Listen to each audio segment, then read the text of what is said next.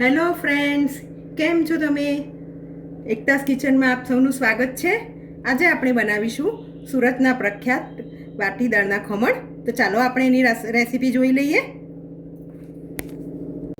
હા, તો ચાલો આપણે જોઈ લઈએ સુરતના પ્રખ્યાત વાટી દાળના ખમણ બનાવવાની રીત. આપણે સૌ પ્રથમ ચણાની દાળનો કકરો લોટ લેવાનો છે.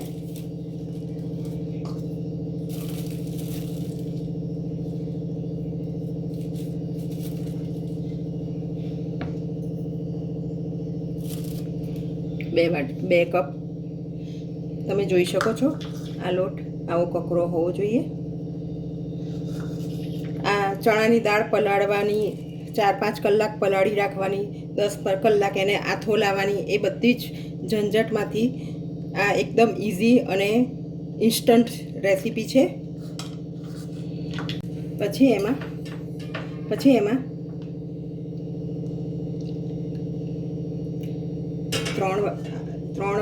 કપ છાશ નાખવાની છે. આ છાશ ઘરે જ બનાવેલી છે મેં. દહીં બી આમાં નાખી શકો તમે, પણ દહીં કરતાં છાશમાં સારું રહેશે મિક્સ કરવા માટે. અને દહીંમાં તમારે વધારે થોડી મહેનત કરવી પડશે હલાવવા માટેની. ધીરે ધીરે આમાં નાખવાની છે. એકદમ બધી છાશ નથી નાખી દેવાની ફ્રેન્ડ્સ. અને છે ને ધીરે ધીરે મિક્સ કરતા જવાનું અને છાશ નાખતા જવાનું. થોડીક ખાટી છાશ હશે તો બહાર જેવા જ ટેસ્ટમાં બનશે ખમણ. એટલે બને તો કોશિશ એવી કરવાની થોડીક ખાટી છાશ લો તમે.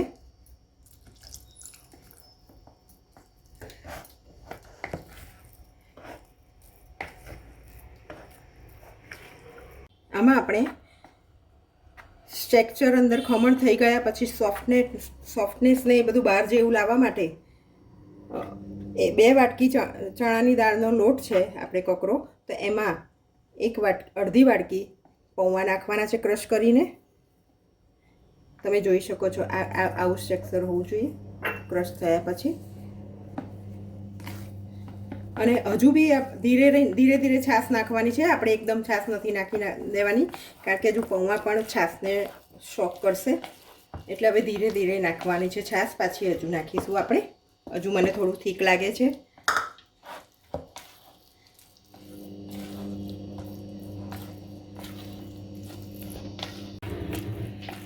હજુ મને થોડું થીક લાગે છે તો હજુ આપણે એમાં થોડી છાશ ઉમેરીશું. આમાં ફ્રેન્ડ્સ કુલ મિલાઈને આટલી છાશ એડ કરવાની હોય છે, પણ ધીરે ધીરે ઉમેરવાની. કારણ કે ચણાની દાળ કોઈની નવી હોય જૂની હોય તો આમાં કેટલું છાશ ઓબ્ઝર્વ કરે છે એ પ્રમાણે તમારે એડ કરવાનું રહેશે.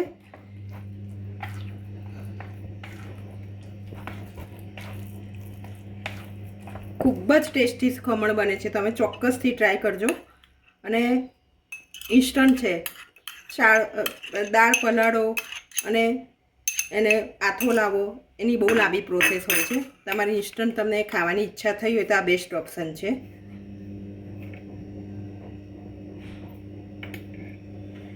એમાં આદુ મરચાંની પેસ્ટ નાખી, પછી સોલ્ટ એઝ પર ટેસ્ટ, હળદર,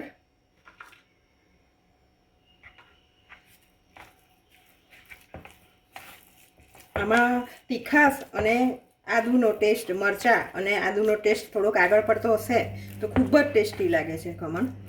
એ તમારા ટેસ્ટ પ્રમાણે તમે વધારે ઓછું કરી શકો છો. જો હજુ બી મને થોડું ઠીક લાગે છે. એમ કરીને ધીરે ધીરે છાશ નાખવાની છે અંદર. પણ દહીં કરતાં તમે છાશ નાખશો તો ખૂબ જ તમને સારું પણ પડશે ને બહુ સરસ બને છે ખમણ. એટલે છાશનો જ વધારે ઉપયોગ કરજો.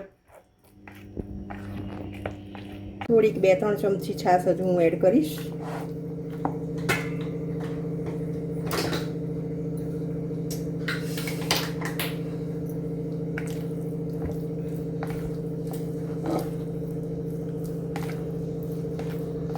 આમાં દાળનું જ છે. દાળ તમારી જૂની હોય તો વધારે છાશ જોઈએ. એટલે તમારા દાળના પ્રમાણમાં એડ કરતું રહેવાનું છે છાશ. હજુ 1-2 ચમચી જોઈશે.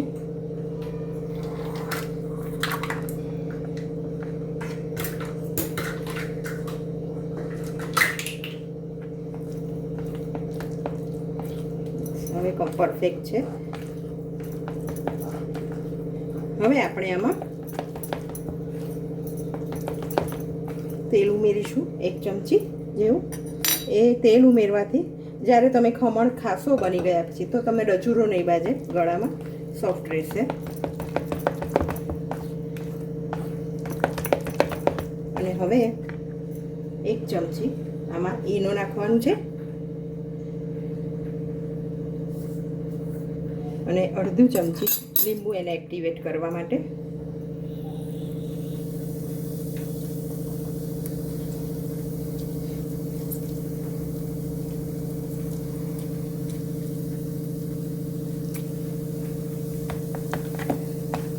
તમે જોઈ શકો છો ખીરું કેટલું હલકું થઈ ગયું છે,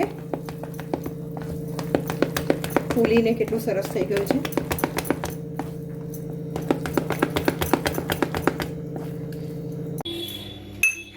તમે જોઈ શકો છો આપણે આની કન્સિસ્ટન્સી આ રીતનું બેટર રાખવાનું છે.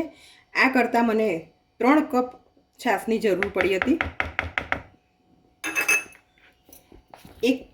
એક કપ લોટ હોય તો 1.5 કપ છાશ અને 2 કપ હોય તો 3 કપ છાશની જરૂર પડે છે, પણ થોડી થોડી ઉમેરવાની, એકસાથે બધી નથી ઉમેરી દેવાની. હવે આને અડધો કલાક રેસ્ટ આપવાનો છે.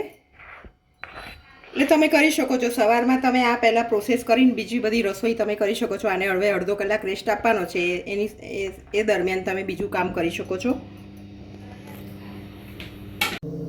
30 મિનિટ રેસ્ટ આપ્યા પછી તમે જોઈ શકો છો આપણે આથો ઘણો બધો આવી ગયો છે, ફર્મેન્ટ થઈ ગયેલું છે ખીરું. પાછું આપણે હલાવી દઈશું એને. તો હજુ મને થોડું કઠણ લાગે છે એટલે હજુ આમાં થોડીક હું છાશ ઉમેરીશ. હા, તો તમે જોઈ શકો છો જો આપણું ખીરું કેટલું સરસ એકદમ હલકું અને હલકું થઈ ગયું છે. એ દરમિયાન મેં અહીંયા ઢોકળિયાનું કુકર મૂકી દીધું છે, એમાં પાણી ભરીને ગ્રીસ કરીને ડીશ એ તમારે મૂકી દેવાની પહેલાં, એટલે એ ગરમ થઈ જાય એટલે સરસ જ એકદમ જ ફૂલીને આવી જશે ખમણ આપણે.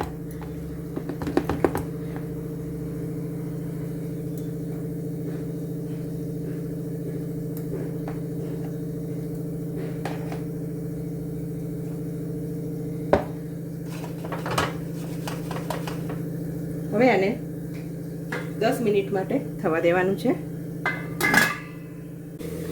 હા, તો ફ્રેન્ડ્સ તમે જોઈ શકો છો આપણું ખમણ તૈયાર છે. આવી રીતે ચપાતીની મદદથી અંદર ચપ્પુ એકદમ સાફ નીકળે એટલે સમજી જવાનું કે આપણા ખમણ તૈયાર છે, ચડી ગયા છે. હવે આપણે એને નીચે ઉતારી લઈશું. હા, તો ફ્રેન્ડ્સ આપણો ઢોકળા હવે બનાવેલી થાળી છે તેને 10 મિનિટ રેસ્ટ આપવાનો અને પછી આવી રીતે એને કાપા પાડી દેવાના. તમારે જેવી સાઈઝ જોઈતી હોય એવી રીતે એને કાપા પાડી દેવાના.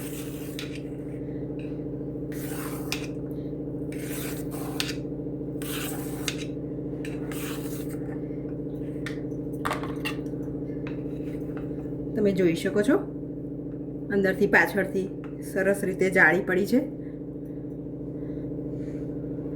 હવે આને તેલનો વઘાર મૂકવાનો.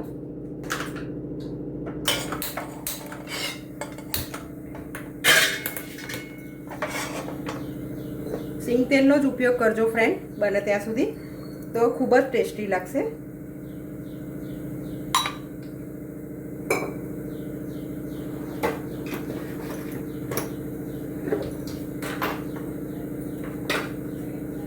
એમાં રાઈ નાખવાની છે 1 ચમચી.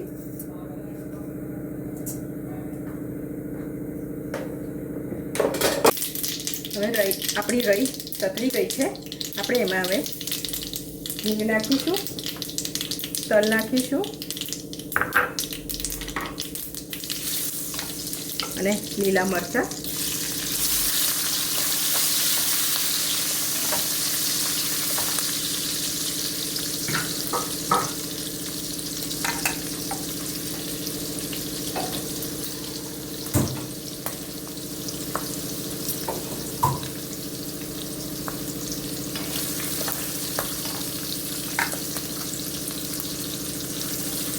લીલા મરચાં ફ્રાય થઈ જાય એટલે એમાં અડધો ગ્લાસ પાણી નાખીશું, જેથી કરીને આપણને ખમણ લુખ્ખા ના લાગે સહેજ પાણી ઉકળવા માંડે એટલે આપણે બની ગયેલા ખમણ બધા એમાં વઘારમાં નાખી દેવાના છે. તમે જોઈ શકો છો કેટલા સોફ્ટ બન્યા છે. આપણે ઇન્સ્ટન્ટ ખમણ બનાવ્યા છે.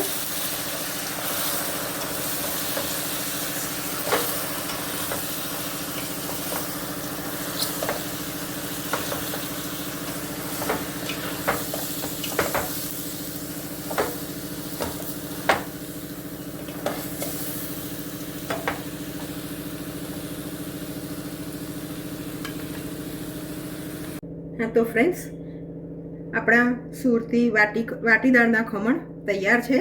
તમે જોઈ શકો છો કેટલા સોફ્ટ બન્યા છે, એકદમ જાળીદાર. જરૂરથી તમે અવશ્યથી બનાવજો ઘરે અને મને કોમેન્ટમાં કહેજો કે કેવા બન્યા છે.